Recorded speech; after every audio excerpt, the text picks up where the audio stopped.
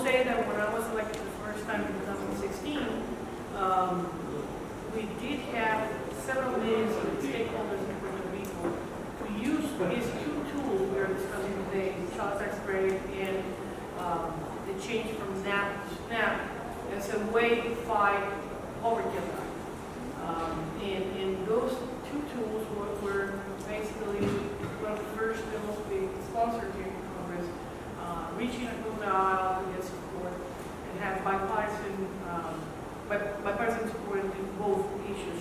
So I want to say how important this briefing it is because of its implications and programs as the CTC and of course Maag.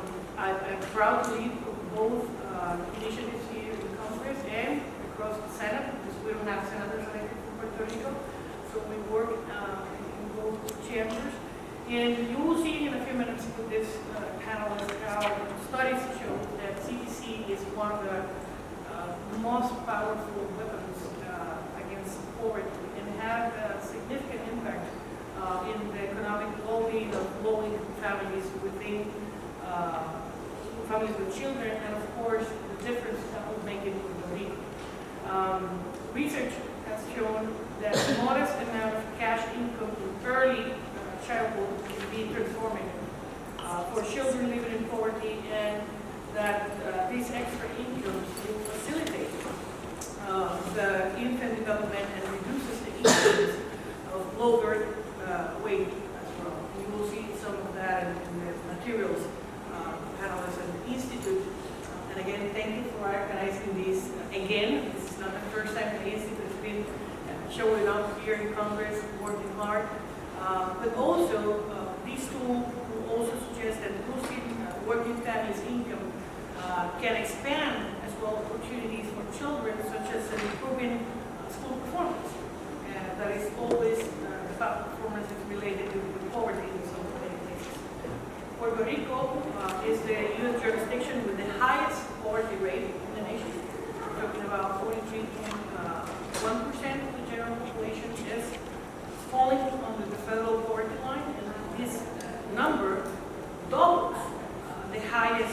poverty rate among the 50 states for the year 2019, and taking in comparison the rate for the lowest or poorest state, which is Mississippi, and we double that. They have 19.7% of poverty rate, and we still have 43%. These numbers are more alarming when we see that children and young people are falling behind in this, and that 56%, almost 57% of them live in poverty, and 39% of them in extreme poverty, and that's the case in Puerto Rico. The island, since we got here, we did file HR 104, which includes a lot of these provisions since I've been here. Finally, the island gained full access to CTC in 2021 through Section 9612 of the American Rescue Plan, and this has been a priority for us in Congress since the beginning. And many of the provisions that we supported were included and authorized the extension of this program to Puerto Rico by bill. But again, it's not permanent, and that's the reason we need to continue this fight to educate members on how important this tool will be to fight for these lives. Additionally, needy constituents from my district rely on the Nutritional Assistance Program, NAP, assistance, and we're talking about 1.4 beneficiaries, and because this is a block grant, NAP has capped funding. That means that several challenges, mainly funds cannot accommodate increases in demand. That's one of the issues that the island and the administrative branch of the government of Puerto Rico is always dealing with how many people are going to be on the program depending on the funds are available. That decision should not be taken by anyone in the government. If there's need, there should be a program for it. In these particularly, it's noticeable during the aftermath of any national emergency or natural disasters, I may say, with declaration of emergency, like hurricanes. And we are in the path of hurricanes. We saw what happened in Hurricane María, Hurricane Fiona, the earthquakes in Puerto Rico, and of course, the impact of the pandemic and other national emergencies. So in that sense, SNAP program, however, has disaster SNAP or DSNAP, have an integrated disaster option available for the states. We don't have that. And this is one of the key issues why we need to have that transformation from NAP to SNAP. And why is that? Because every time we get hit by a hurricane or a natural disaster, we need to approve a bill in Congress. And you know how difficult it is to get something done in both chambers. I think they did that. So how difficult it is. And when you are in the middle of an emergency, how Congress is going to be dealing of increasing the amount of funds. It took several months to get that grant during the Hurricane Maria. Finally, we got it. But the states doesn't need to go through that hurdle. They automatically can request and receive approval from the Food and Nutrition Service in USDA in the aftermath of any emergency. Additionally, SNAP provides higher monthly benefits compared to the NAP household in Puerto Rico. We're talking between 20 to 30%, because it will depend on the participants, but we're talking about 20 to 30% of increase or higher benefits compared to those served by NAP in the island. And again, knowing my constituency, we will have a lot of low-income residents on the island. So I strongly support the transition from NAP and have introduced legislation that will secure islands' participation in SNAP. Most recently, this is one of the biggest issues since the beginning. And let me tell you, many of the people in Congress is always saying, you people on the island get along, get your numbers right, and try to come with just one voice. And we did. In 2017, the whole private sector, the whole private organizations, non-profits, we were all together shooting for this, and we still. So in that sense, we introduced HR 8495, the Puerto Rico Nutrition Assistance Fairness Act of 2022, which has bipartisan support. And this bill will allow a path for a transition that will support Puerto Rico and USDA as they both prepare for the island participation in SNAP. We actually got several meetings with administration and USDA working behind the scenes with the local government of Puerto Rico on how to prepare for that transition. Specifically, this bill will provide ample time for Congress to appropriate the funds needed to absorb Puerto Rico in the program, which in turn allows ample time for Puerto Rico government to allocate the increased funds it will need to successfully administer the program. So it will not run just on federal funds. The local government needs to do an investment here as well in technology and resources just to run the program. So people that may say that this is just full federal program running, it will require investment in the local government as well. And we are supporting that. The text of this bill includes potential overlap between NAP and SNAP. To accommodate this transition for a period of no more than 5 years, I think that's important because, of course, there will be overlap when we are doing the transition from those federal programs. This 5-year overlap supports Puerto Rico and their work to operate SNAP and protect my constituents from noticing a lapse in benefits as implementation work is underway. That may happen. So even those discussions are being taken place with the federal administration, local government, and us in Congress. So we must show strong support for these policies and priorities leading the next Congress. I think the Instituto del Desarrollo de la Juventud and their dedicated staff, as well as other stakeholders who have supported these endeavors on behalf of my constituents have done a marvelous and excellent job, and I would love to continue to work with you guys in the next Congress to get this done. In the case of CTC, I know the Institute has worked hard to ensure the residents of the island are aware of additional resources at their disposal through campaigns and press releases, through this tax credit, and have emphasized they need to use them to improve the economic situation of their families and communities, and not just for buying stuff. And I think this is more than important to raise the bar for families and the kids in the island. So I just want to be brief in saying thank you again, and all people here notice that this is an important tool for kids, for families on the island, and to fight poverty and of course the future development of those kids in the field. So thank you, and my office is at your disposal and to Highlands as well to work together as a team and get this done. Thank you.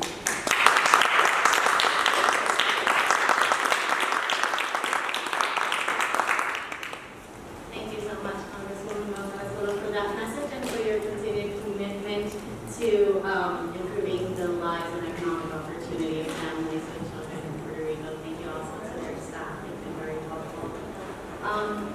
So we still have one other special guest, but as she has not yet arrived, we'll continue on with the message. So as I was saying, and Lana, here's your seat. We were expecting you. Hispanic Federation is our co-host for this event. We have been collaborating closely on the implementation relating to the child tax credit in Puerto Rico. So one thing that I failed to highlight in our introduction of who we are as an organization is what we have been doing over the past year with the implementation of the child tax credit in Puerto Rico, along with organizations like Hispanic Federation and Advocacy have joined to increase outreach awareness and free tax prep services for families throughout the entire archipelago.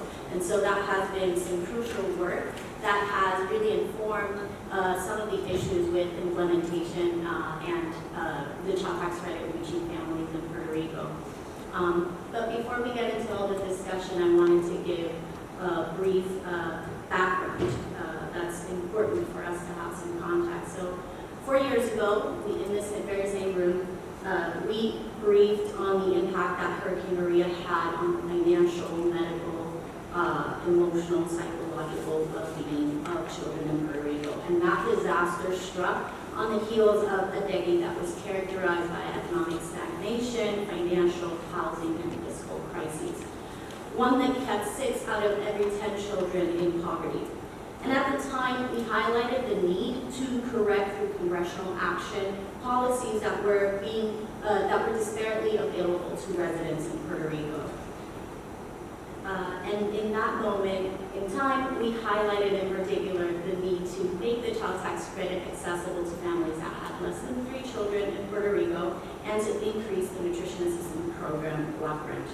In 2020, we published a study that detailed the child poverty costs in Puerto Rico are about $4.4 billion every year in lost productivity and government costs. And understanding that the economic future and well-being of our people depends on the extent to which children and youth can fully develop their capacities, we outlined a policy, a roadmap of policies that included the child tax credit, and policies that combined could effectively reduce child poverty by half in Puerto Rico over the span of 10 years. We also noted that restructuring the nutritional assistance block grant was necessary to address benefit cliffs, and it needed to be a policy to be explored. So, given the opportunity to renew the child tax credit, and with the upcoming reauthorization of the Farm Bill, we published 2 reports, one relating to the child tax credit and the other to the nutrition assistance block grant and the transition to SNAP. And we set up a panel of leaders in policy, implementation, and lived experience. But as we get into that, I want to highlight what families in Puerto Rico have been experiencing so that you can fully grasp how significant your accomplishments are here in Congress and why we need to maintain this momentum during this critical time. So since our briefing 4 years ago, our children have experienced additional stressors. Some of the poorest municipalities in the southwestern region of Puerto Rico were hit by an earthquake storm that caused an estimated $3.1 billion in damages to infrastructure and immeasurable psychological trauma to children in the region. The pandemic disrupted how children accessed education, or whether they did at all, as it laid out the broad digital divides for low-income families living in rural and other island municipalities. And just this September, the onslaught of Hurricane Fiona brought record rainfall, caused million-dollar losses in crops, and significant damage to infrastructure. And it left hundreds of thousands of families for weeks without running water or electricity. And while families struggled to provide financial and nutritional stability to their children, a huge lifeline was made available to them. With the passing of the American Rescue Plan Act for Puerto Rico, that meant that over 90% of families in Puerto Rico were eligible for the child tax credit, and many of them for the very first time, whereas before it was less than 10%. And so to give you an idea of who stood to benefit from this, I want to showcase some numbers for you. If you are a household with children in Puerto Rico, chances are that you are headed by a female caregiver. And this group represents 47% of households with children in Puerto Rico, the largest share among family types. Now, while the median income for families with children in Puerto Rico is less than half of that of the poorest state, Mississippi, currently $22,000 in Puerto Rico, the median income for households headed by mothers is half of that, less than $11,000. And so I'm going to briefly pause this message because we are having a brief message from another champion for child poverty that has prioritized bills on subjects regarding what we're discussing today, child tax credit and the nutrition assistance program.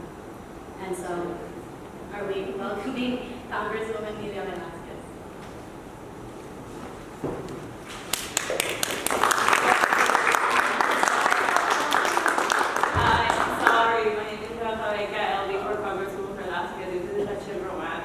Elaine managing Puerto Rico issues for the Congresswoman. So she's been working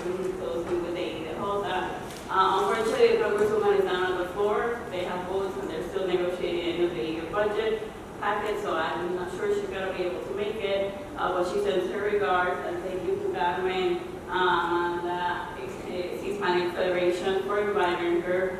She's been working for many years on this issue. As you know, she's introduced many bills, as for party for all federal benefit programs in Puerto Rico. She will continue to do so, and she will, if there's an opening, to extend CTC for Puerto Rico in a way that it works for Puerto Rico and for the children of Puerto Rico, she will continue doing so. So we're here as a resource. Everyone has our emails, and happy to continue working with this amazing organization to do so much for the children of Puerto Rico, and who have been coming for Congress for years and years to make sure that children of Puerto Rico stop living in dire conditions of poverty. So thank you all.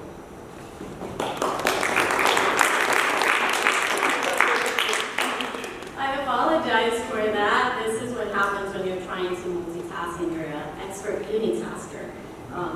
So I didn't see the message, but thank you so much for that message from the Office of Congresswoman María to Hernández and Rocha. So to continue with the numbers that I was presenting to you. So the median income of households that are run by mothers is less than $11,000. And so in fact, that number is more representative of the median income in some of Puerto Rico's rural mountainous municipalities like Orocovis, and even less than that in places like Maag. Children in these areas are almost certainly living in poverty, with rates up to 83%. So if you're a child in Puerto Rico, chances are you are living in poverty. In fact, 3 out of every 4 children living in single female head of households are living in poverty. And if you're a child in Puerto Rico, it is very likely that your household participates in the nutrition assistance program. This is the situation of 65% of all children in Puerto Rico. And so today we're here to understand how the child tax credit has impacted families in our archipelago. And in doing so, we're going to take a look at the nutrition assistance program, which is critical to help families put food on the table for their children and to ensure their nutrition and health. The panelists will have short expositions on their findings and their experience. And then we'll talk a little bit about how these programs are structured, how they've been modified recently, and how they're being implemented. But mainly, we want to focus on understanding how they are contributing to economic mobility and the well-being of children in Puerto Rico. We want to also provide recommendations on how these programs can be improved to ensure that they reach the families that need it the most, and those are the families that are seeking employment, and those are the families that are earning too little to thrive. So let me introduce you to our panel. We have Dr. María Enchautegui, our Director of Research and Policy at the Instituto del Desarrollo de la Juventud. Prior to joining the team, Dr. Enchautegui was the Acting Director of the Economics Department at the University of Puerto Rico in Rio campus. She also served as a Research Fellow at the Urban Institute in Washington, D.C., and was appointed to Economic Advisor position in the Office of the Assistant Secretary for Policy in the U.S. Department of Labor by President Barack Obama. She's going to go over the top-line findings from both 90-day studies on the child tax credit and the nutrition assistance program. We're huge pleasure to have Elaine Maag, Senior Fellow in the Urban-Brookings Tax Policy Center at the Urban Institute. As an expert on taxation of low and middle income families, her work examines the interactions between tax and transfer programs, the impact of cash supports, and how well taxes support families, and the administration of tax and transfer programs. She's co-authored a study on the impacts of the 2022 expanded child tax credit on employment, nutrition, and financial well-being at the national level. I'm presenting also our co-host, Laura Esquivel, Vice President, Federal Policy and Advocacy at Hispanic Federation. She leads the office here in Washington, D.C., focused on a myriad of federal policy advocacy issues. I'm sure you've seen her multiple times. She is Hispanic Federation in Puerto Rico in their work through the Alliance for Economic Security. They've been a key ally in ensuring access to free tax filing and verification support for families in Puerto Rico through their network of community-based service organizations. Finally, and I'm very excited to present one very special person. It's our community leader and expert, Rosalyn Hernández Olmo. Rosalyn Hernández Olmo is, she was born and raised and is still raising her family in San Dulce, Puerto Rico. She's a mother of 2, an 18-year-old Kenneth, and a 3-year-old Jai. She works as a service coordinator for 2 public housing projects in Guaynabo, Puerto Rico, and she has been a leader in her community for over 10 years. She will share her experience with these programs that have helped her improve the quality of life, and really her experience is a reflection of how the child tax credit can improve the economic mobility of families. So because we are from Puerto Rico, right, and we are from a primarily Spanish-speaking country, her message, she is going to make her initial message in English, but the guided panel portion of the discussion is going to be in Spanish, and assisted by Valeria Aguirre, who's going to be helping with the interpretation. So we can go ahead with the presentations. Maria, do you want to start us off with the top line findings from the study? Okay. Valeria. Okay, well, we have to start now.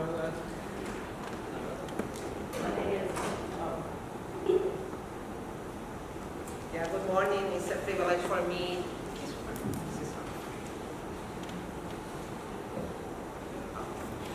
It's a privilege for me to be here and to talk to you about 2 instruments, the CTC and the SNAP, which we at the Institute has identified as key to support the economic mobility of families.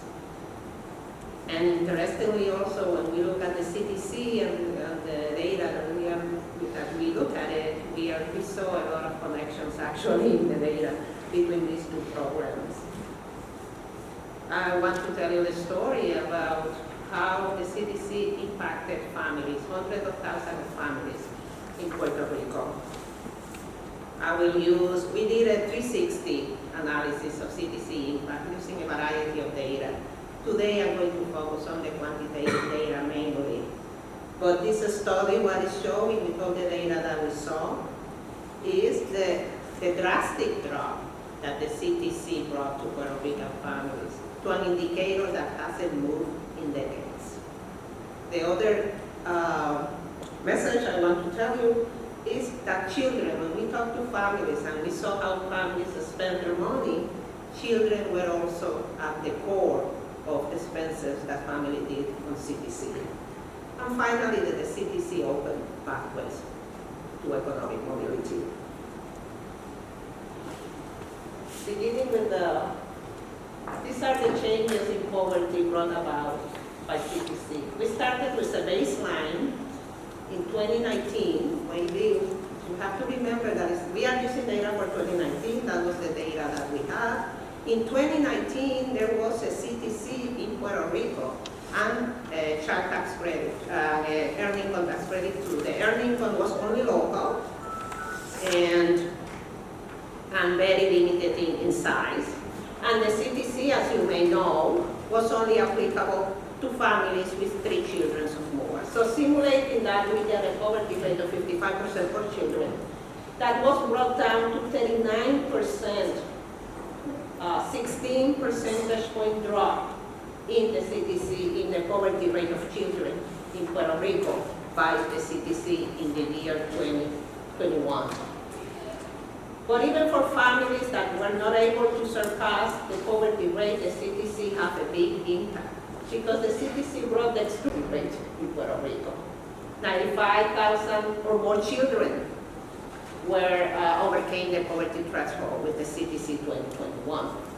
I mean, 120,000 children also came out of extreme poverty because of the CTC rules in 2021.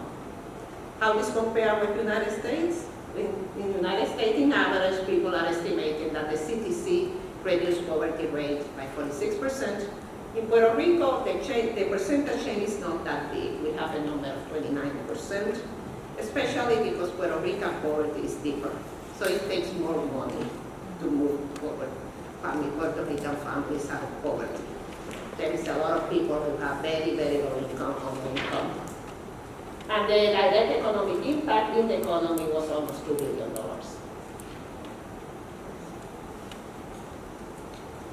We tried to find out how families spend the money. And we are clear when we are doing this that families are free to spend the money in what they want. But there is a big media narrative about using their money in ways that people think are conspicuous consumption, that this doesn't amount to nothing more. And that's not what we saw in the data. Families use their money in a very balanced way. 35% use it to pay debt, and 26% actually told us that they save the money. Also, 27% of the people told us that this money was important for them to purchase better quality food and to not to run out of food at the end of the month. And that is an indicator that we were very surprised that was so high. And that's also how we see a linkage between food security and economic security. Because for 27% of the families, they use it to improve their nutritional situation, which is not strange because in Puerto Rico, the SNAP only get, the average person in Puerto Rico gets $6 daily in a SNAP. So with $6 daily for your nutrition, you have to find money whenever it comes to support your nutritional needs. So what happened when we changed to the 2022 CTC, which is more smaller in size, and also is only available for families with work income, and children 17 years old will be excluded in the 2022 if we go back to what was prior to ARPA. 77% of the children will be able to qualify versus almost a universal application with 2021. 80,000 families will not able to apply as in 2021. And almost more than 161 children are also not eligible with the 2022 goal. The poverty rate of children changed just by 1 percentage point. And the extreme poverty rate reduces about like 3 percentage points, but very far if we compare these results with the result for 2022. 2021, we see that the difference is very, very huge. Basically, the gains that were made with 2021 are basically lost by if we input the rules of 2022. So what is that we are proposing with the CTC based on this data? We are saying that allow residents in Puerto Rico to accrue the CTC at the same rate as those in the States. As we will be able to discuss more in depth later, there are different ways how you calculate CTC for Puerto Rico versus the States. Maintain the CTC expansion. I think this is precisely why we are here today, to join the movement, to keep the expansions that were in place with ARPA. Because we saw that increased value brought open pathways to economic mobility of families and Puerto Rican families needed. And allow families residing in Puerto Rico to walk in to receive advance monthly payments, because Puerto Rico didn't have that option, the option to receive monthly payment in 2021. So how we move now to NAP, and how we can leverage NAP, the transition to NAP, to promote economic mobility of children and youth in Puerto Rico. We think that whatever nutritional program we have, it should have these principles here. It should address benefit cliff. It should have higher income limits, because with higher income limits, more families that earn low wages can actually participate in the program. We think that it should be accessible to low-income youth, especially we are concerned about students in universities and colleges that may lose benefit under SNAP, and that is a very big size in Puerto Rico, which has been part of the NAP program for years.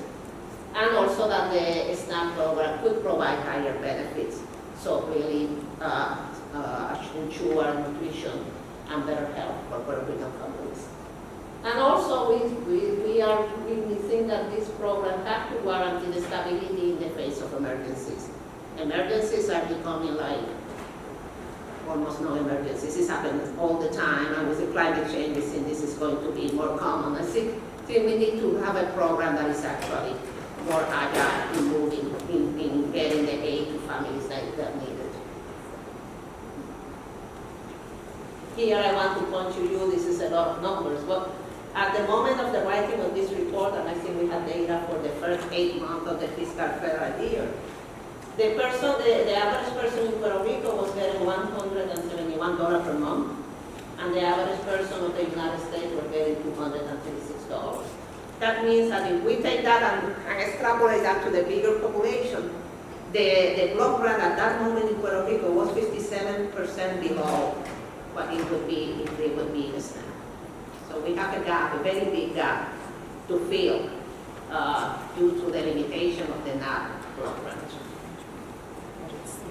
This is a case we simulated about a family with 2 school-age children, given the rules of NAP and the rule of the SNAP. This particular family, and it's true for a lot of families with children, will get much more money in NAP, $513 versus $320 in NAP. So for this family with children, and that's the case for most of these families, a SNAP program can bring in average possibly $200 more in food assistance. So we want to enable Puerto Rico to transition out of the block grant model for nutritional assistance, increase the block grant, because I think we're going to take this transition, will take several years, and we have to see what is going to happen in between.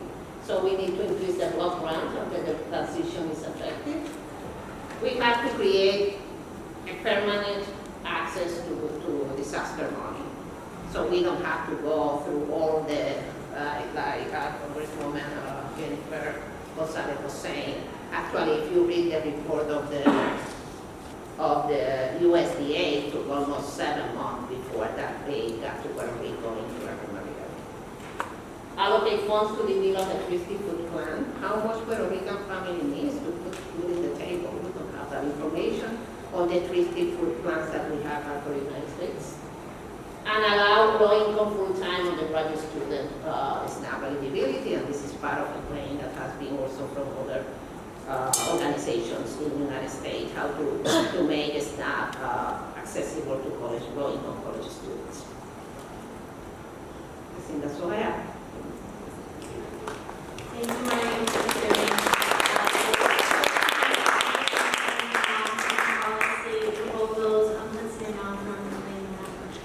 So I'm so honored to be here today. I have learned so much about Puerto Rico over the last year.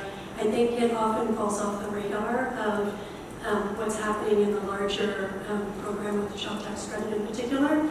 So I want to step back and talk a little bit about what's happening in the states. And, we were thinking about equitable access to benefits, the things that Puerto Rico children should have entitlement to as well. So the first is, in 2021, we had a really unique moment. The economy was crashing, COVID was shutting us down, and we saw poverty actually cut in half in the United States, and we saw food insecurity drop by over 40%. How did this happen? It happened because of programs that came out in the American Rescue Plan Act. There were many of these programs, but the two that really impacted food insecurity were the economic impact payments that came out at the beginning of the year. And then starting in July, almost every child in the United States started receiving a monthly payment. There were some unique things about the child tax credit in this year, though. The first is, it's what we call fully refundable, which is our wonky tax way to say we actually gave it to the very lowest income children. It used to be, and it is right now, the case that your parents need to earn a certain amount of income, then the benefits phase in. Every dollar you earn, you get 15 cents. But they cap that benefit for low-income kids at $1,500. That's under the $2,000 that middle-income or high-income child gets. People who are interested in child development would say that is an upside-down program. And so in 2021, that correction was made. They also increased the maximum benefits. So instead of being $2,000 per child, families could get $3,000 for children ages 6 to 17, or $3,600 if your child was under 6. That's important and draws on a long line of research that shows that dollars in very young children's lives are particularly critical. It sets them up for a lifetime of success. And so if we're going to steer benefits toward anyone, it should be the lowest income children and the youngest children. And then finally, a benefit that was available in the States was that the benefit was delivered monthly. And so parents started receiving the payments in July. You could opt out. The process was cumbersome, and I'm not sure what we know about people's preferences. We didn't see a lot of opting out, but in part it was a difficult task to accomplish. The Child Tax Credit is the only major program of all the things that happened in the American Rescue Plan Act that actually continued to deliver benefits until 2022. So when families filed their tax returns in 2022, they picked up the other half of the benefit. In Puerto Rico, of course, your families picked up the whole benefit because they were excluded from those monthly payments. And here is an important plug for Puerto Rico is why we absolutely have to continue these programs instead of allowing them to come in and come out, is because many people in this room worked tirelessly to find people who were eligible for the program. And when we take eligibility away from families and we sort of up them in and out, then all of that effort that went into last year essentially gets lost. And so we know from surveys that when we deliver benefits in regular amounts, people know they're coming, they're more likely to trust their government and be able to benefit from the programs. The next thing we saw is that when you have a benefit that phases in with a work requirement rather than delivering it to lowest income families, is we see 19 million children in the States that receive less than the full benefit. And these are all very low income children, almost all of them who have earnings in the household. So what did we see happen? We saw, right as the payments started to come out, food insecurity dropped by roughly 40%. Families were going along with these relatively low rates of food insecurity. And then in January, when the payments end, we see food insecurity pop back up, and it continues to rise until the latest receipt of data. So it's roughly 25% higher today than it was last year when the payments were being delivered. This is a disservice, of course, to low-income families.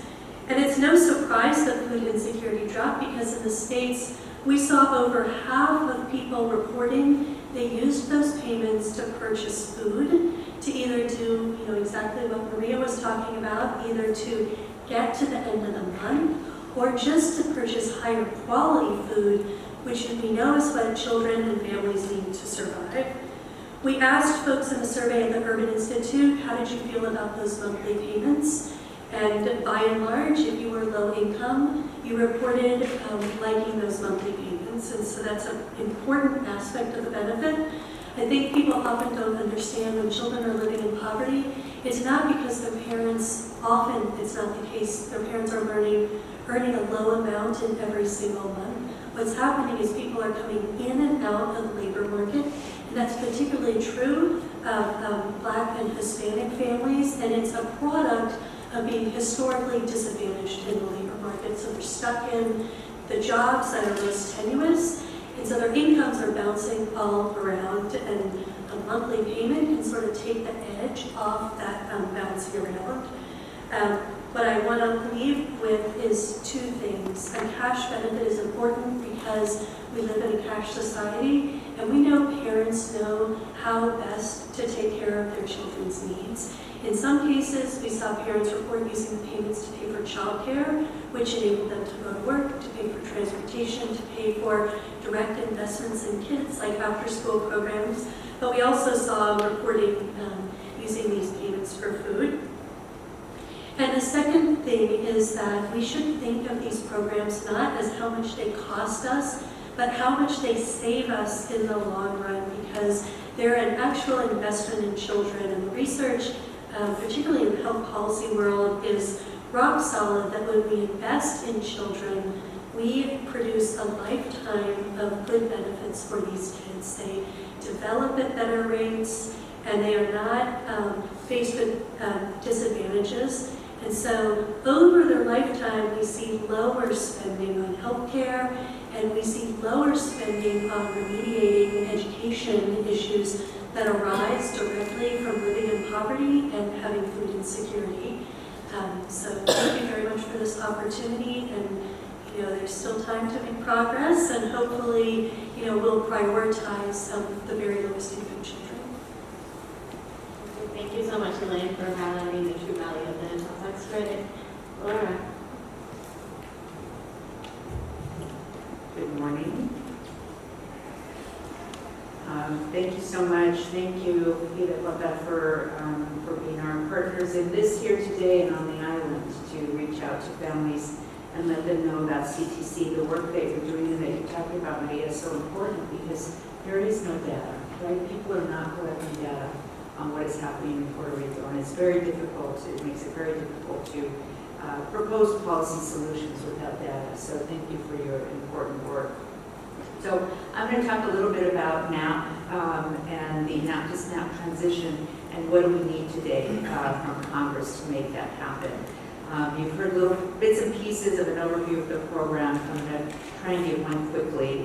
In 1981, Congress moved from the food stamp program to SNAP, moved to Puerto Rico. Puerto Rico used to get SNAP, but in 1981, Congress in their wisdom made that change, excluding Puerto Rico by locking them into the capped federal grant program known as SNAP, or as it's referred to on the island, bond. This reduced Puerto Rico's nutrition aid by 25%, which was an immediate loss and painful loss of assistance at that time on the island. Since that time, Puerto Ricans have experienced a market disparity in the nutrition benefits that they receive from the federal government. And just to be clear, it is not Puerto Rico's status as a territory that requires this disparate treatment. The 50 states and 2 other territories, U.S. Virgin Islands and Guam, are eligible for SNAP. The only reason Puerto Rico experiences these historical inequities in federal benefits, not limited to nutrition, that also includes disparities in health care, SSI, veterans benefits, prescription drugs for seniors, and the list goes on, is purely a result of congressional action. Purely. Puerto Rico's ability to respond to significant changes in the need for aid is severely limited by the capped block grant. And when I say capped, as Representative Gonzalez explained, that means that they are given a specific maximum amount that cannot be exceeded regardless of the number of people who may qualify. As a result, that capped block grant leads to more restrictive eligibility requirements. You have to be poor to get any nutrition assistance in Puerto Rico than you do in the States. It results in lower monthly benefits than in the States and other territories, and some of those territories actually receive higher amounts in SNAP than people in the States do. It also results in instability in nutrition aid for these individuals and families because the capped amount fluctuates with periodic funding boosts from Congress when they reach their expiration. So we are always scrambling in Congress to try to get more money because the benefits are going to drop down. For example, just this last June, when ARPA funds were expiring, NAP recipients received letters telling them that their benefits were going to decrease. These types of fluctuations make it very hard for families to plan or budget for the long term. Since Maria and Irma in 2017, I mean, you all know, what we have gone through here. I mean, Puerto Rico has experienced, the same things, except that they were more vulnerable to begin with. So they have experienced heightened and unprecedented levels of food insecurity because the global impacts of the pandemic, including increased unemployment, the supply chain crisis, inflation, and the Ukrainian war. These have all exacerbated nutrition challenges that Puerto Ricans were already facing before the pandemic. Puerto Rico is particularly vulnerable to these changes because it imports 75 to 80% of its food. for reasons unrelated to SNAP, but which also contribute to food insecurity due to higher costs. Ironically, this situation benefits food-producing U.S. states to the tunes of billions of dollars per year, because guess where they import all that food from? Economic downturns, natural disasters, pandemics, they go tragically unanswered for months without Congress's specific intervention. For example, following Maria in 2017, people in Puerto Rico waited 6 months to receive additional nutrition aid. All these factors have increased the cost of groceries and other goods for individuals and families in Puerto Rico. But unlike SNAP, the federal block grant does not respond to increasing needs and prohibits access to disaster SNAP and emergencies without congressional action. Given the capped funding, benefits fluctuate as enrollment increases or special congressional appropriations run out many times before they are projected to end. Today, there are 1.547 million beneficiaries receiving nutrition aid, half of the island's residents, 873,000 households. Since the COVID pandemic hit globally in March, Puerto Rico has seen over 250,000 more beneficiaries, a 19% increase. And the primary recipients of NAP benefits in Puerto Rico are children, 22% the elderly, 26% and the disabled, highly vulnerable populations. So what do we need Congress to do? We now have 3 tracks legislatively that we are pursuing simultaneously. 2 are tied to the year-end omnibus package and are therefore urgent. In 2019, an additional $600 million was allocated by Congress for the NAP program, but most importantly, that legislation also included $5 million to study what would be involved, including the cost of transitioning NAP to SNAP. The study has been concluded, it's been mentioned today, it lays out a path forward for an orderly transition from NAP to SNAP for Puerto Rico. Unfortunately, a very conservative timeline for that transition is 7 to 10 years. So planning for that needs to start immediately. The bipartisan bicameral Puerto Rico Nutrition Assistance Fairness Act directs the administration to begin that transition. The first ask of Congress is for that bill to be included in the upcoming 2023 Omnibus Appropriations Act, which will eventually provide Puerto Rico with federal benefits, equity, and inclusion into SNAP, and there is no immediate cost to its inclusion in the appropriations bill. In February 2021, in the midst, so that's our first ask. In February 2021, in the midst of the pandemic, through ARPA, the American Rescue Plan, Congress provided Puerto Rico with an additional $966 million in nutrition aid. With the recent adjustments to the Thrifty Plan, that raised the block grant to $2.5 billion. Even with that increase in NAP benefit amounts, there was still nearly a 25% disparity between the maximum household benefits for Puerto Rico versus the 48 contiguous states in the District of Columbia. It is higher. That disparity is much higher for the non-contiguous states because SNAP responds to need. Recipients in Hawaii, Alaska, as well as those U.S. territories receive a higher amount of aid than do people who live in the contiguous states because food costs more in those places, just like it costs more in Puerto Rico. Because of the end of ARPA funding this past summer, it ended before it was projected to end because the need increased, and so they had more people they had to spread the money around to. Currently under SNAP, a single-person household receives a maximum of, in SNAP, receives $250 a month, while in Puerto Rico, the same household maximum benefit fell to $140, or as Maria said, $6 a day. Imagine trying to feed yourself and your family and your children with $6 a day. So, Puerto Rico requires immediately an additional $1 billion in nutrition assistance in the fiscal year 2022 final appropriations package to support nutrition benefits only through September 2023. So here we are again, right? Every time it runs out, asking for more money and waiting for Congress to do something. So the House approved the $1 billion in supplemental funding for emergency nutrition assistance to Puerto Rico in their appropriations bill, which has been sent to the Senate. So our second ask of Congress, along with Senators Gillibrand, Schumer, Booker, Warren, Sanders, and I'm probably forgetting something. My point is there is strong support in both houses for this additional $1 billion to address the current situation. Our ask is to have that $1 billion be included in the omnibus bill to alleviate the current high rates of food insecurity. The third track is for Congress to wait until the reauthorization of the Farm Bill and include a transition from NAP to SNAP in that bill. That will likely face an uphill battle next year should Congress punt the current opportunities to those negotiations. Puerto Rico, home to 3.2 million U.S. citizens who deserve federal benefits parity, including participation in SNAP. And as Americans, Puerto Ricans deserve urgent and equitable funding and should not be subject to fewer benefits simply based on birth. Ladies and gentlemen, now we're going to hear from Rosalyn and Hi, hola. Good morning. My name is Rosalyn Hernández, and I come here today on behalf of the thousands of mothers, head of household in Puerto Rico, who get up every day to achieve a better quality of life for their children, to break the cycle of poverty and lack of resources. I currently live in Playita, sector of Villa Palmeras in San Dulce.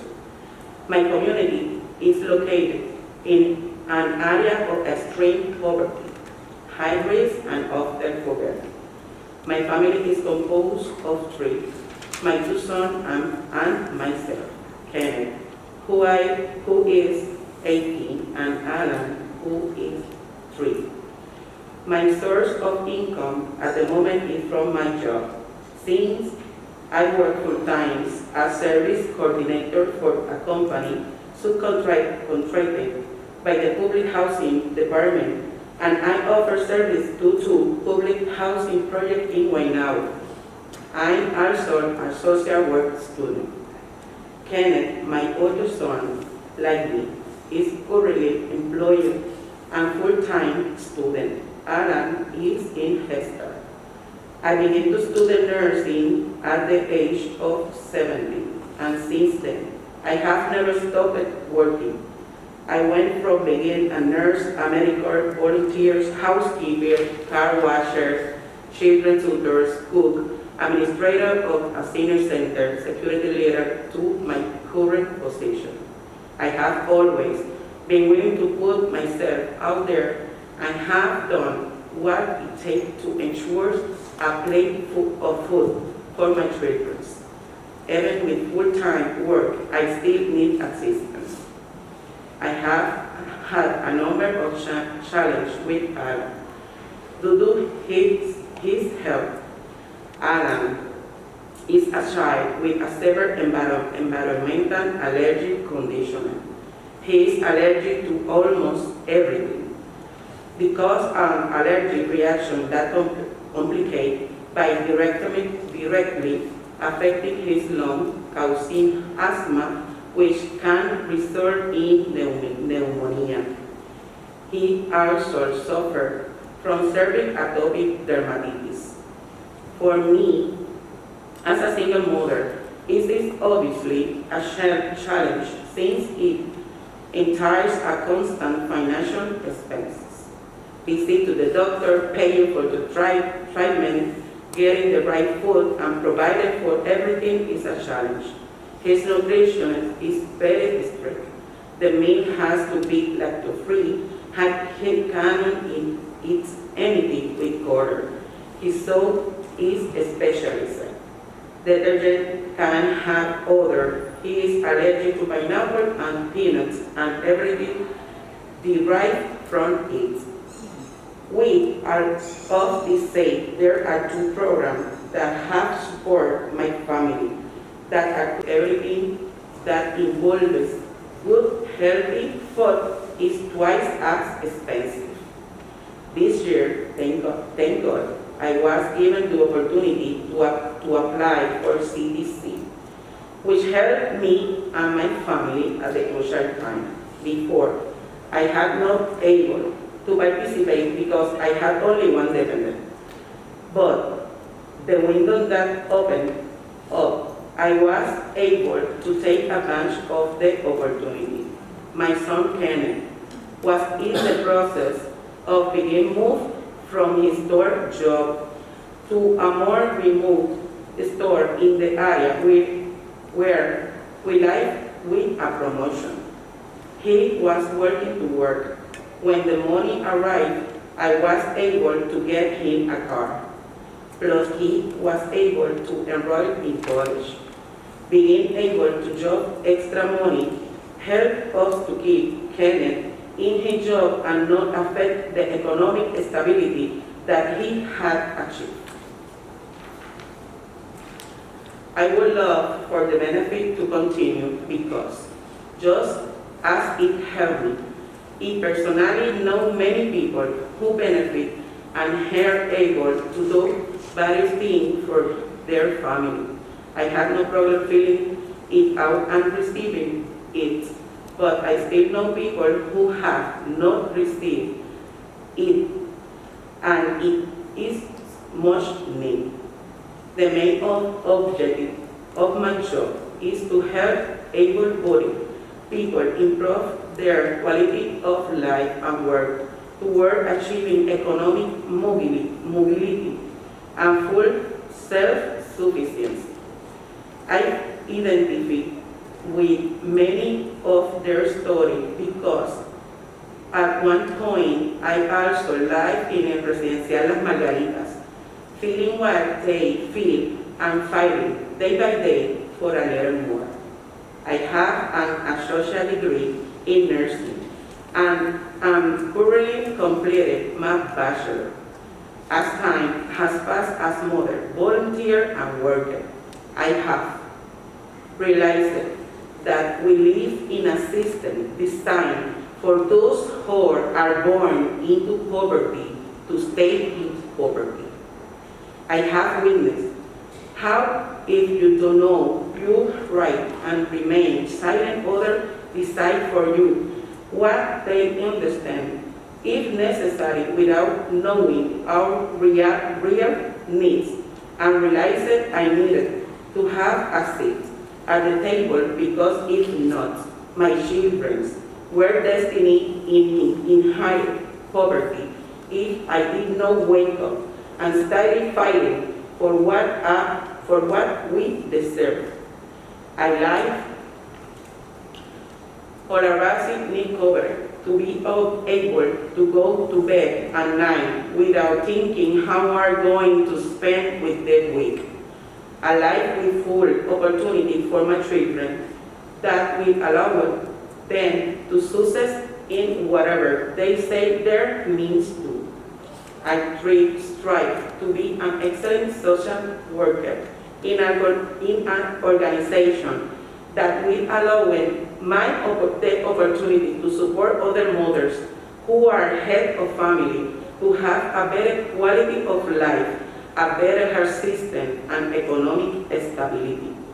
Either because they are entrepreneurs or have a job with a living wage that allows them to have quality family times. I will to continue to work to see children in Puerto Rico thrive. Thank you.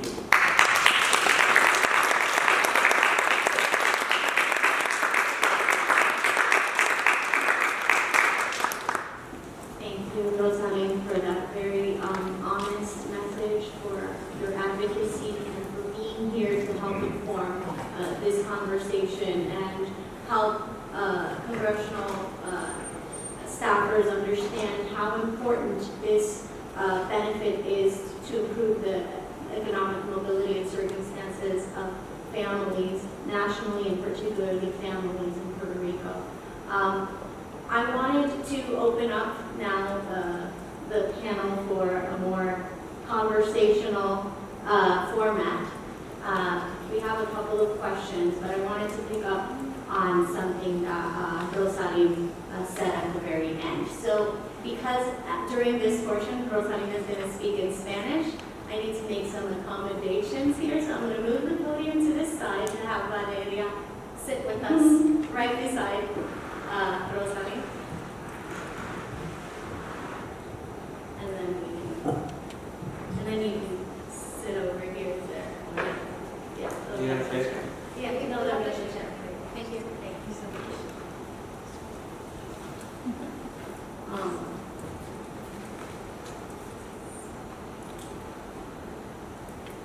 So we know that the child tax credit has significant impacts on family. It can reduce the child poverty rate. It can allow families to make investments that will have lasting impacts in improving their circumstances. However, Rosalyn did highlight that some families have not received the credit in Puerto Rico. This help, that has been so fundamental and so transformative in her life personally, has not yet reached families that are similarly positioned. And so Maria and Elaine, I wanted to see if we can discuss a little bit more about the implementation issues that are happening on the island. I know Elaine mentioned during her message some of the disparities in the initial access to the child tax credit, but Maria, we can go into that a little bit more. Yeah, implementation was key in Puerto Rico because, different from the United States, most Puerto Rican families never have to fight in their life the federal income tax. So this is a very new experience for most families.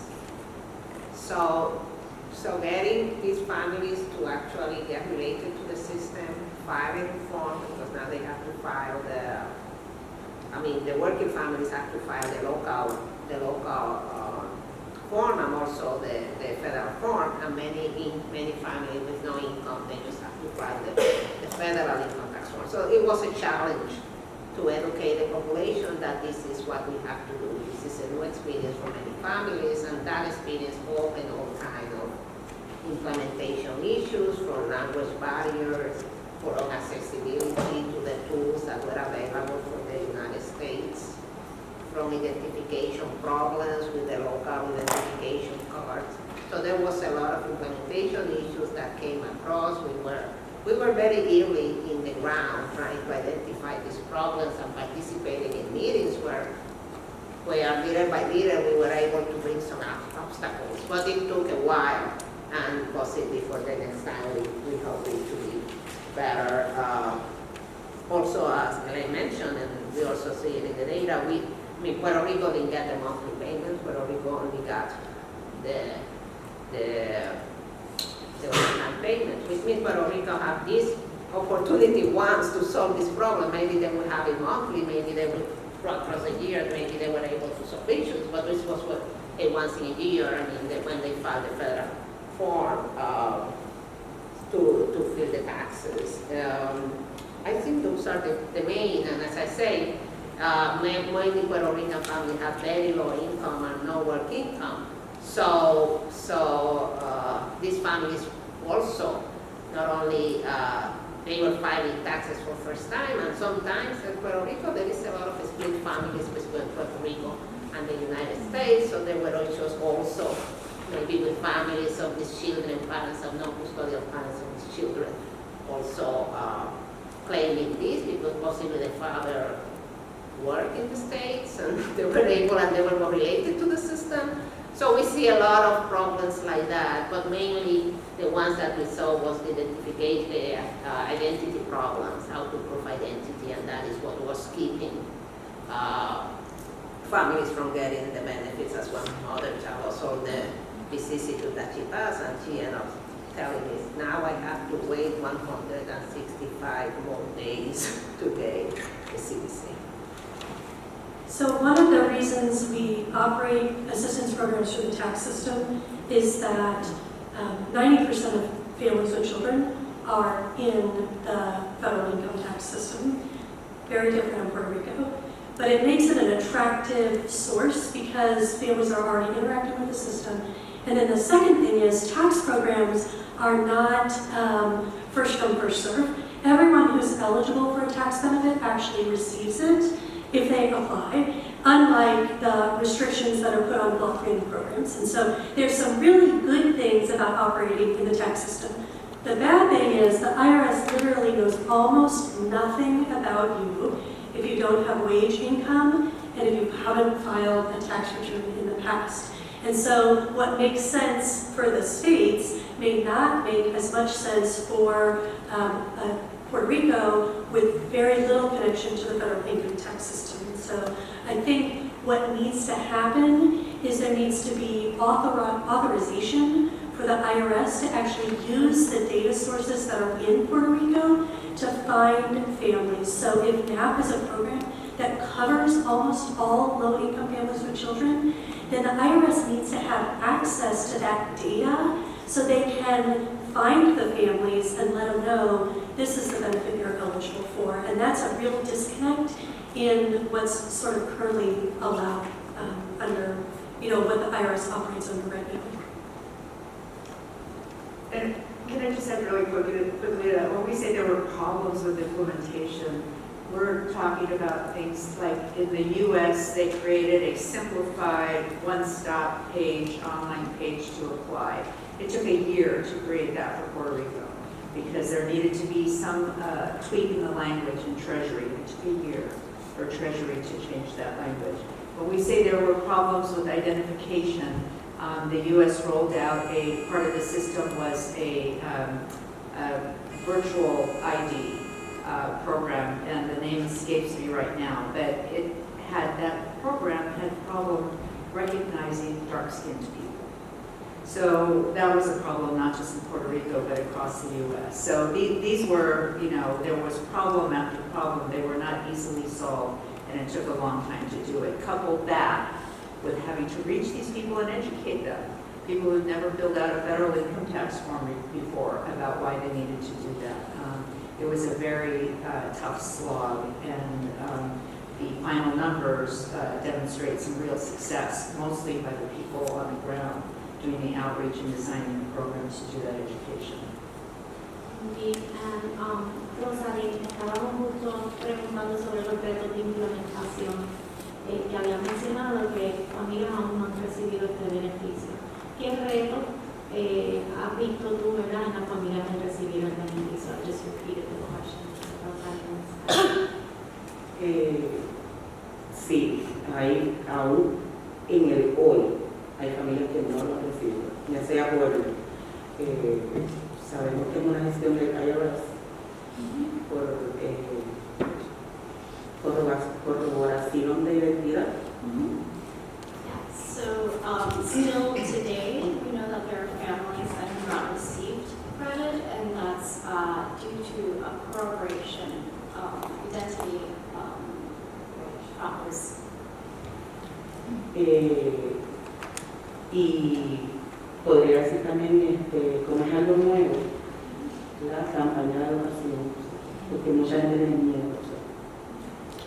And because this is something that's new for Puerto Rico, it's really essential that we have educational campaigns so that people are more aware of this credit. Indeed, some of an additional challenge that we often saw during our in-person events on assisting families who were filing for the credit was seeing families that were being advised to file their tax form on paper. And so that also caused overwhelming delays, right, in getting that disbursement. So that was an additional hurdle. So I want to ask, I want to go a little bit deeper on something that was mentioned, but I want to make sure that the attendees understand the nuance because it's important. In terms of how residents in Puerto Rico are going to have a disparate accrual rate to the child tax credit if the expanded CTC is not renewed. Can you discuss a little bit more about why that is? María and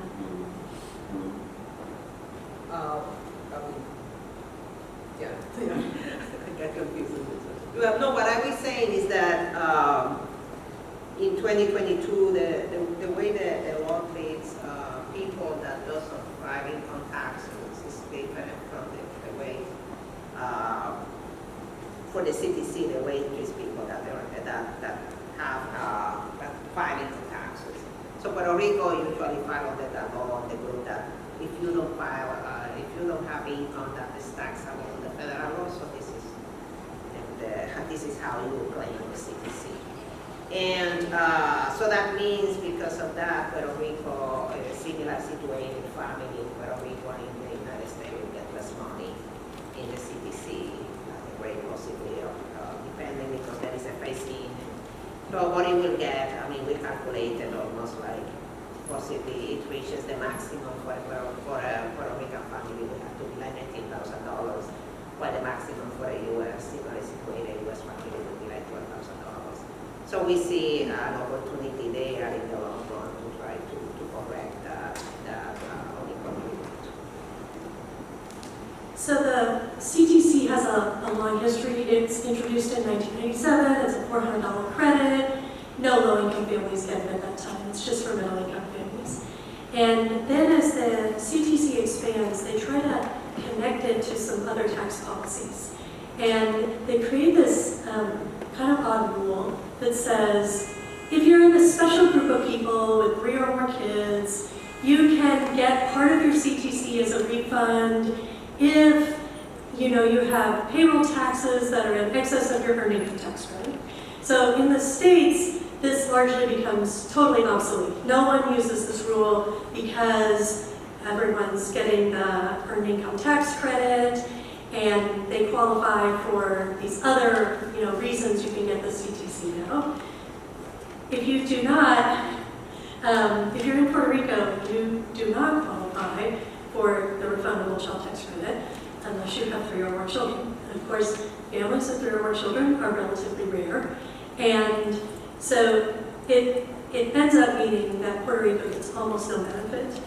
To make it parallel, is sort of what you were talking about. They need to have access to the same rules that people in the States have. So even if we went to the 2022 CTC, where we said you have to earn $2,500 and then we'll give you 15 cents of credit for each additional dollar earned, that would be something for Puerto Rico, especially all those 1 and 2 children families, instead of what they're getting now, which is very close to nothing.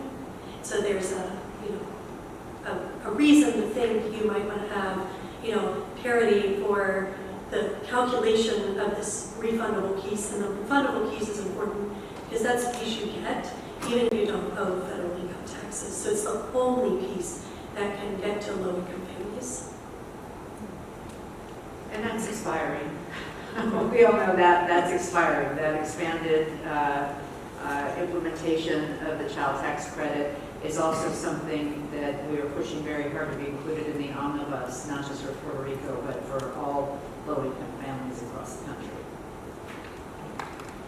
Yeah, that really highlights the urgency, why there's the immediate ask that the child tax credit reach families that need it the most, and these include families that earn, that are still seeking employment, and families that earn too low to be able to thrive and not require full refundability, because without full refundability, then this structure that shows and highlights this disparate accrual rate is going to come into play, right? And so we do not want to place families that are residing in Puerto Rico with additional burdens, right, to be able to receive this very important benefit. And so moving on to the subject on the nutritional assistance program, I wanted to ask Rosalyn,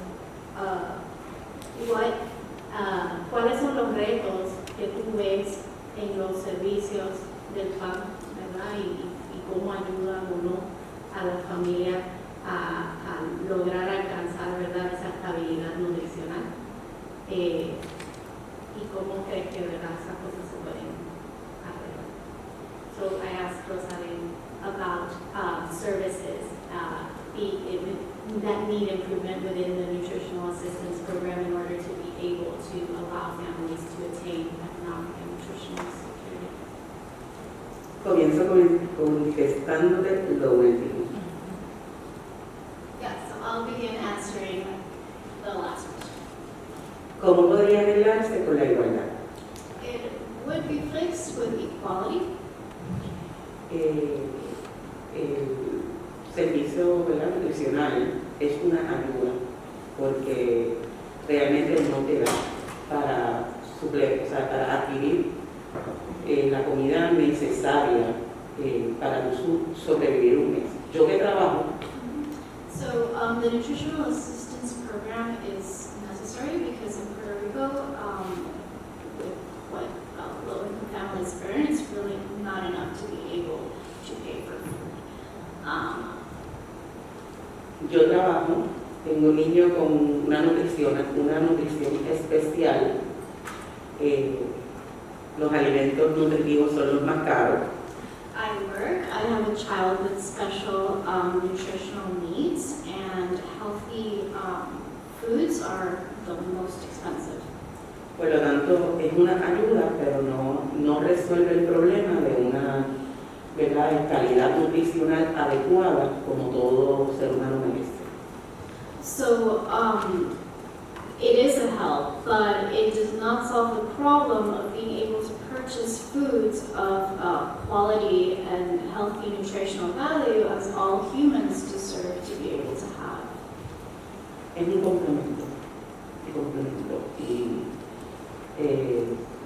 si fuera, ¿verdad?, igualitario, pues nos ayudaría aún más. So this nutritional assistance is it's like an additional benefit, but if it were to be equal as a SNAP, it would help us even more.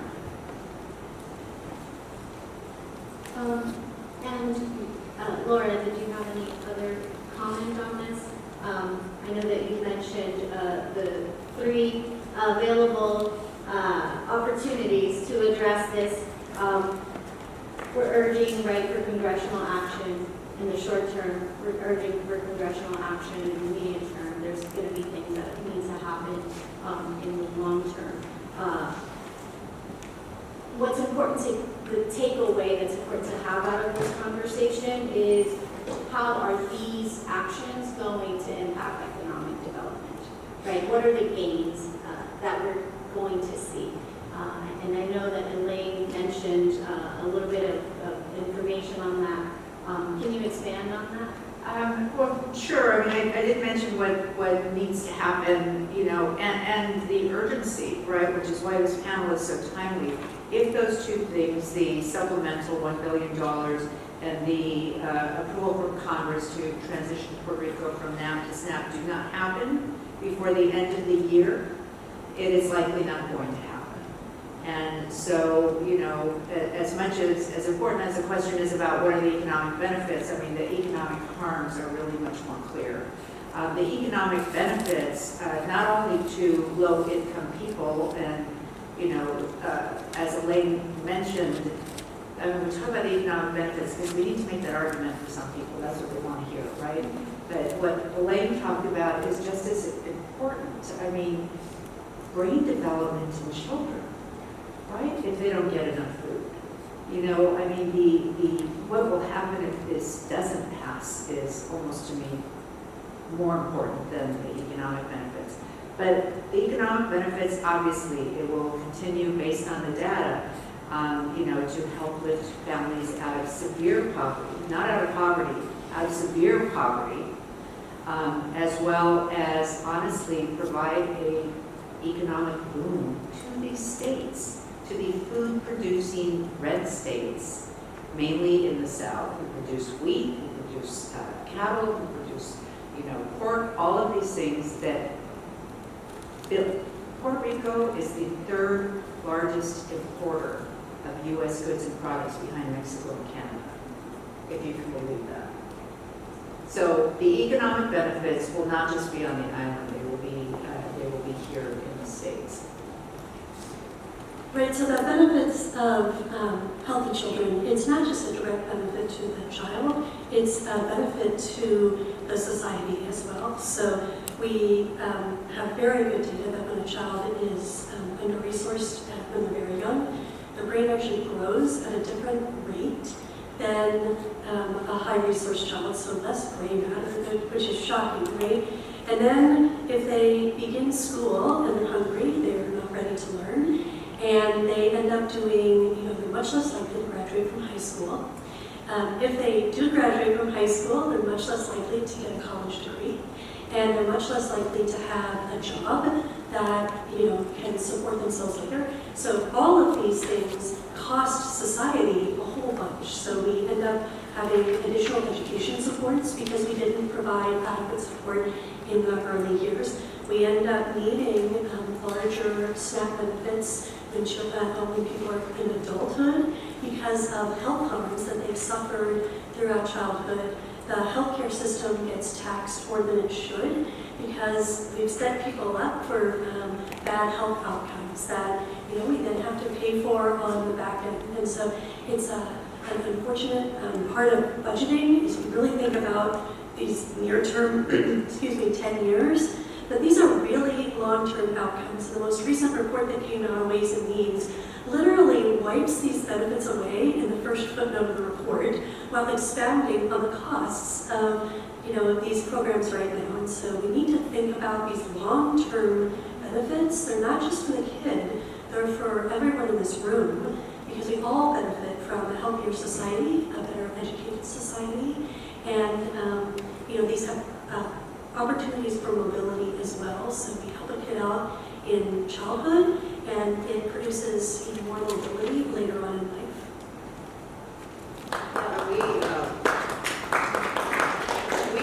In the work that we do, we just make a direct link between child poverty and economic development.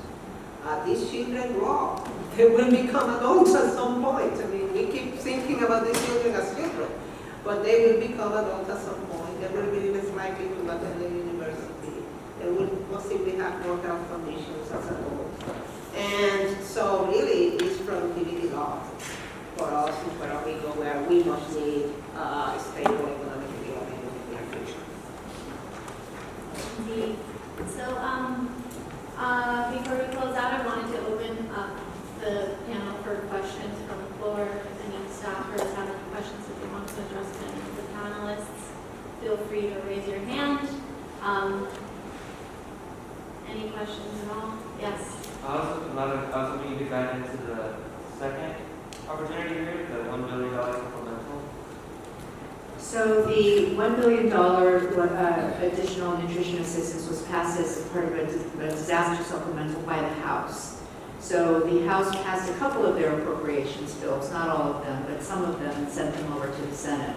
And so that $1 billion is included in the House appropriations bill from a very long committee name that I don't have at the top of my head.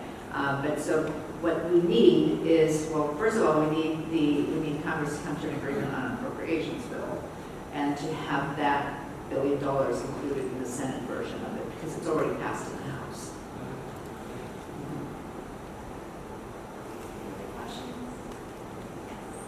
Thank you to the panel. This is a really great conversation, and especially gracias a ti, Rosalyn, por venir a proveer tus declaraciones. I have a question. I heard Laura say something about the disparity between the food cost among 48 contiguous states and Alaska, Hawaii, and Puerto Rico. Can you say a little bit more about what those implications are for the Maag and CTC?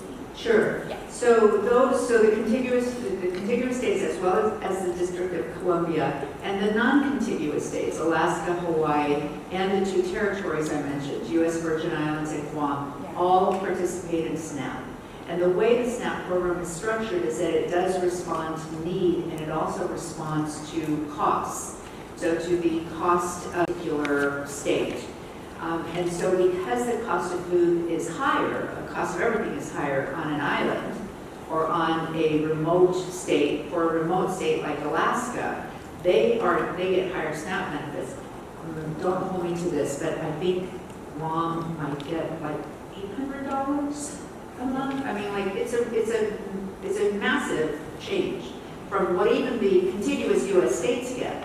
And Puerto Rico should be, if Puerto Rico were in SNAP, those factors would also be taken into consideration. The high cost of food there, the fact that they import, like so many islands import so much of their food, Don't get me started on the Jones Act and these other things that make the cost of food and other goods higher in Puerto Rico. But if Puerto Rico were in SNAP, those things would be accounted for. And like Maria said, we still don't even know what does it cost for a family in Puerto Rico to receive adequate nutrition, right? So we need to find all that data out, and that will have an impact on how much SNAP benefits people in Puerto Rico would receive should they become part of the program. Very helpful, thank you. Any other questions? Yes. Hi, everyone, and thank you, Rosalyn. I love hearing from you and also from Dr. Maria Enchautegui. I have a question about, and it's very general, but I know that the process of transitioning to SNAP, it's going to be something that takes more than 5 years, and I know someone mentioned it. I don't know if the civil society has some insight as to how to make this a process that is feasible and that is possible for Puerto Rico, because I know we have a problem of capacity and public employees, and they have been cut. So, and SNAP has new requirements that need to be met. So I'm just curious about any insight that you have about that. So there are two things that need to happen. One is that Congress fully fund the capped block grant at an increased level while the transition is going on, right? So Congress can appropriate an increased level, hopefully for more than 1 year, like maybe for 5 years, so that every year people don't get notices in the mail that their benefits are going to go down, and we don't have to be here begging Congress for more money. But that slow transition period that has been determined by USDA, it is troubling, but it also anticipates the things that you are pointing out. Like, Puerto Rico needs to be ready to administer this program. And so there need to be a study of the systems, there need to be investments in systems, there need to be people trained. And I don't know that it should take 10 years, right? I mean, we seem to be able to do things more quickly when we want to. But there does need to be an orderly process for the transition so that Puerto Rico's program will be successful. Thank you.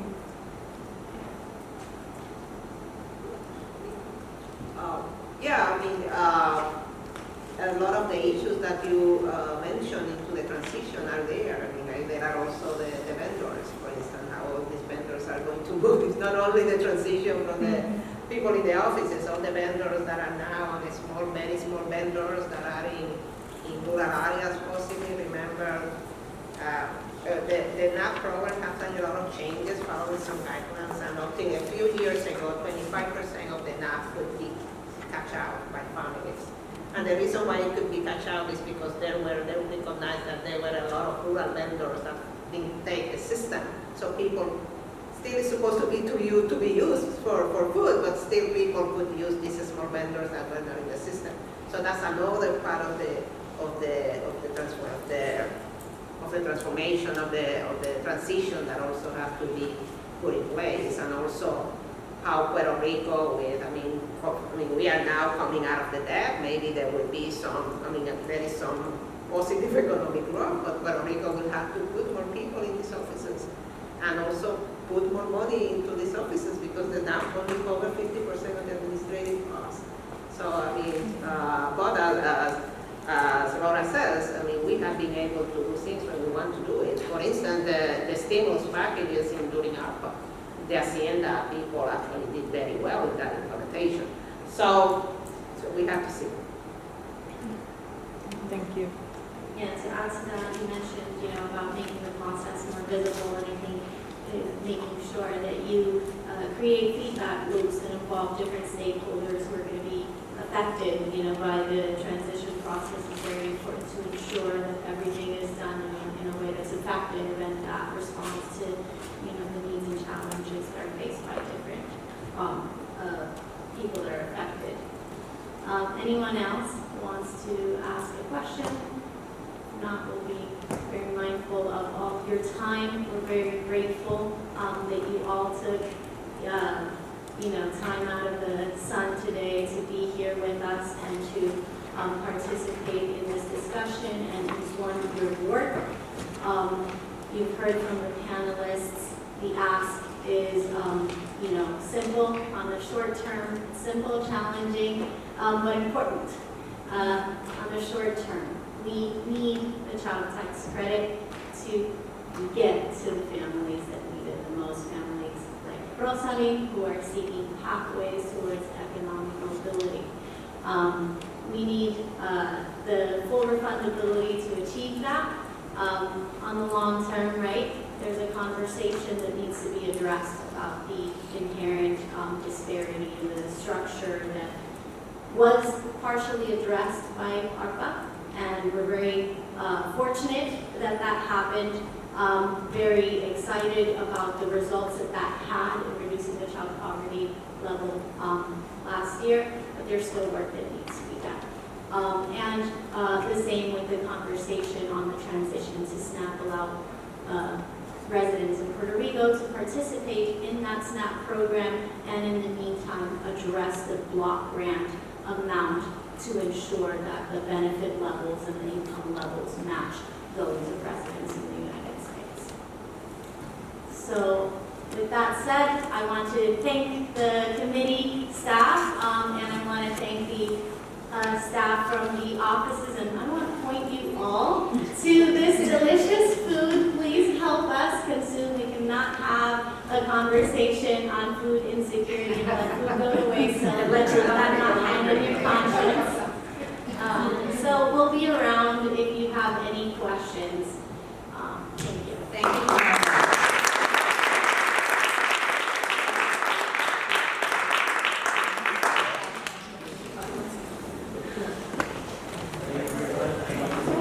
Aquí yo tengo mi email. Todavía está grabando y no sé por qué. Te iba a decir que mi teléfono